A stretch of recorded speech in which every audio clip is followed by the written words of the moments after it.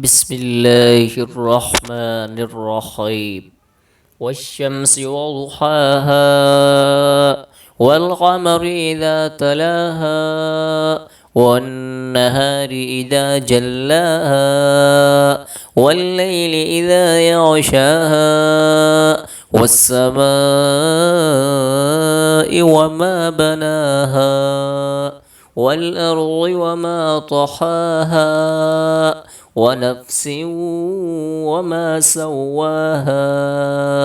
فألهمها فجورها وتقواها قد أفلح من زكاها وقد خاب من دساها كذبت ثمود بطغواها إذ انبعث أشقاها فقال لهم رسول الله ناقة الله وسقياها